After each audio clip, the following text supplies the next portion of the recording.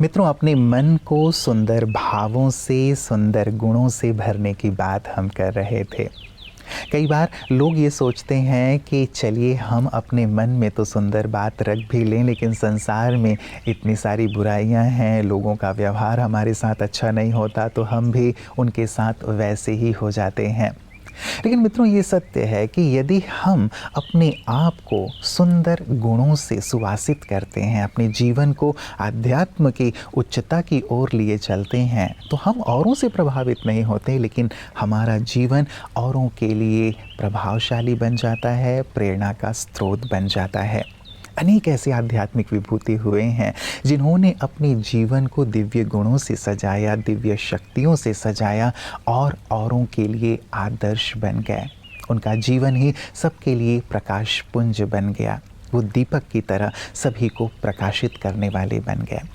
ऐसी ही एक महान आध्यात्मिक विभूति थी प्रजापिता ब्रह्मा कुमारी ईश्वरीय विश्वविद्यालय के आधार स्तंभों में से एक राजयोगिनी ब्रह्मा कुमारी आदरणीय संदेशी दादी जी।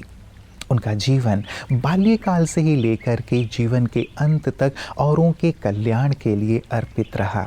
एक ही ध्येय रहा कि कैसे सबके जीवन को दिव्य गुणों से सजाया जाए, कैसे सबका संबंध एक ईश्वर पिता से जोड़ा जाए।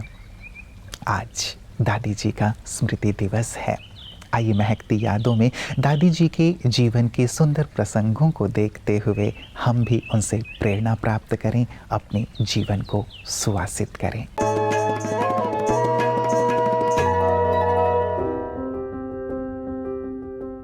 ईश्वरीय महायज्ञ में ऐसी अनेक दिव्य विभूतियों का पदार्पण हुआ जिनके जीवन का एक लंबा सा और सुंदर सा इतिहास रहा है। ऐसी विभूतियों में से रत्न विशेष थी दादी संदेशी जी। आप संदेश पुत्री बनकर वतन के अनेक संदेश लाया करती थी, इसलिए अलौकिक नाम मिला संदेशी। लौकिक में आप मातेश्वरी जी की मौसेरी बहन थी। आप सुंदर गाती भी थी और नृत्य भी करती थी, इसलिए बाबा से आपको अव्यक्त नाम मिला रमणी मोहिनी। आप बाबा के साथ खेल पाल किया करती थी और उन्हें बहलाती भी थी, इसलिए बाबा आपको विंद्र बाला के नाम से भी पुकारा करते थे। आप लंबे समय तक यज्ञ में रहकर सन 1965 में ईश्वरी सेवार्थ कोलकाता गई। पटना, मुजफ्फरपुर, नेपाल आदि स्थानों पर सेवा करते सन 1978 से भुवनेश्वर सेवा केंद्र पर सेवारत रही। आप बहुत ही रहमदिल, स्नेही, नम्रचित, सादगीपूर्ण तथा एक बल, एक भरोसे वाली थी। दादी शांतामणि लौकिक में आपकी बड़ी बहन थी। यज्ञ के प्रारंभ में आपका सारा ही परिवार एक धक से तन मन धन सहित सर्वप्रथम समर्पित हुआ। आपने सतगुरुवार 1 नवंबर 2007 को अपने पुराने कलेवर का त्याग कर परमात्मा की गोद ले ली।